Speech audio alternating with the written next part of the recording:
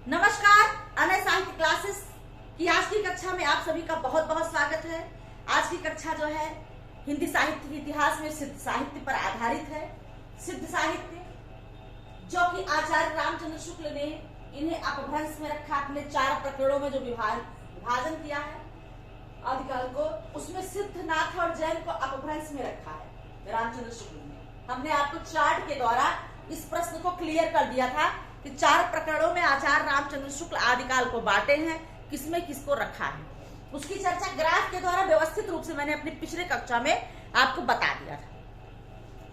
तो सिद्ध साहित्य, आचार्य शुक्ल ने हिंदी साहित्य को 4 कालों में विभाजित किया है। कितने कालों में? 4 कालों में। उनका साहित्य लेखन विधेयवादी पद्धति पर चलता है। प्रश्न पूछा था आचार्य रामचंद्र शुक्ल का जो है लेखन किस पद्धति पर है, तो विधेयवादी पद्धति पर है। शुक्ल जी ने दोहरे नामकरण की प्रवृत्ति शुरू की। आचार्य रामचंद्र शुक्ल ने नामकरण में दोहरे नामकरण की प्रवृत्ति शुरू हुआ है आचार्य रामचंद्र शुक्ल से। आदिकाल को 4 प्रकरणों में विभाजित किया है। मैंने पिछले कक्षा में आपको बता दिया है 4 प्रकरण में आचार्य रामचंद्र शुक्ल ने इसमें क्या रखा है। ग्रंथ जो है, जो सिद्ध साहित्य से संबंधित ग्रंथ है महत्वपूर्ण, आइए देखते हैं। हर प्रसाद शास्त्री, इनका ग्रंथ है बौद्ध गानाव दोहा। बौद्ध गानाव दोहा बंगला में लिखा है हर प्रसाद शास्त्री ने। धर्मवीर भारती, इनकी रचना है सिद्ध साहित्य। नामवर सिंह, हिंदी के विकास में अपभ्रंश का योग। नामवर सिंह की रचना है हिंदी के विकास में अपभ्रंश का योग। हजारी प्रसाद द्विवेदी ने लिखा है हिंदी साहित्य का आदिकाल। हिंदी साहित्य का आदिकाल लिखा है हजारी प्रसाद द्विवेदी। तो ये सिद्ध साहित्य से संबंधित 4 महत्वपूर्ण ग्रंथ। हर प्रसाद शास्त्री का बौद्ध गानाव दोहा बंगला में है। धर्मवीर भारती का सिद्ध साहित्य है। नामवर सिंह का हिंदी के विकास में अपभ्रंश का योग है। और हजारी प्रसाद द्विवेदी का हिंदी साहित्य का आदिकाल। सिद्ध संप्रदाय जो है वो बौद्ध धर्म के विकास की एक कड़ी है। सिद्ध संप्रदाय बौद्ध धर्म के विकास की एक कड़ी है।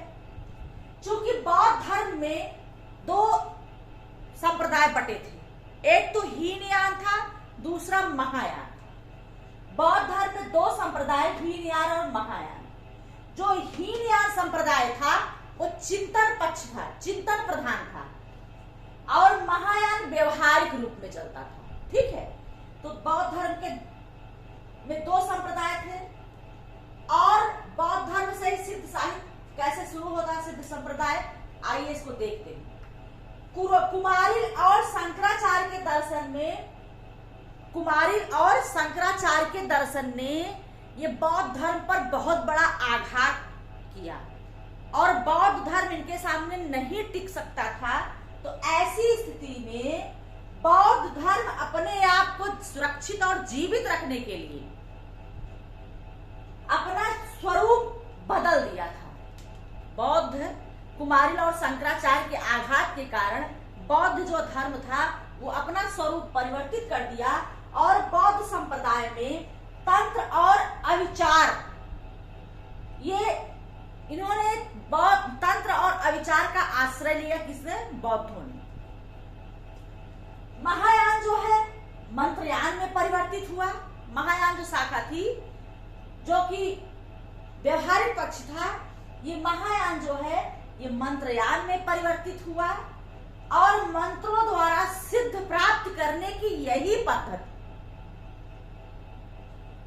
मंत्रों द्वारा सिद्ध प्राप्त करने की जो ये पद्धति इन्होंने अपनाया, जो प्रचार प्रसार किया, और यही क्या कहलाया?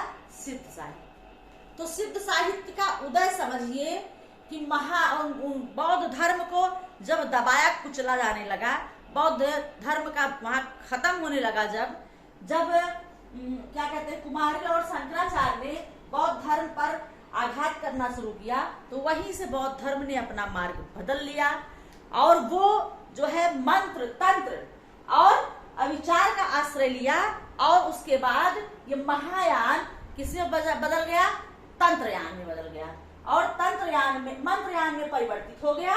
मंत्रों द्वारा सिद्ध प्राप्त करने की युक्ति प्रचारित करने वाले साधक जो है वो सिद्ध कहलाए। मतलब मंत्रों द्वारा वो क्या करते थे, वो युक्ति प्रचारित करते थे, रास्ता निकालते थे, वो कहलाए सिद्ध। तो सिद्ध साहित्य का मैंने मोटा मोटा आपको ग्राफ यहाँ समझाया।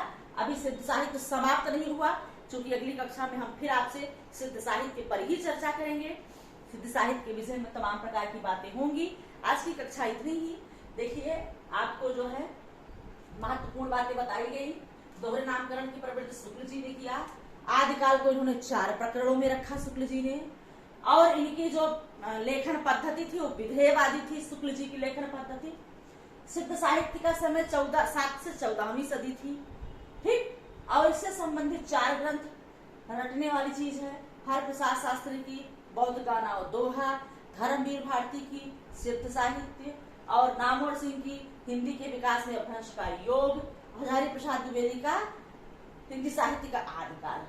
ठीक, और सिद्ध संप्रदाय बौद्ध संप्रदाय से ही निकला हुआ है।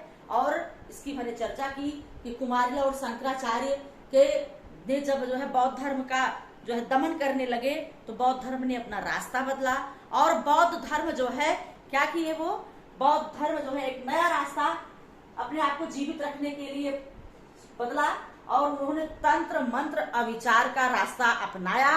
और उसके बाद जो है महायान शाखा, जो व्यवहारिक शाखा थी बौद्ध धर्म की, वो मंत्रयान में बदली, और वे मंत्रों द्वारा सिद्ध प्राप्त किए, मंत्रों द्वारा सिद्धि प्राप्त करने की युक्ति प्रचारित किए, इसीलिए वो सिद्ध कहलाए।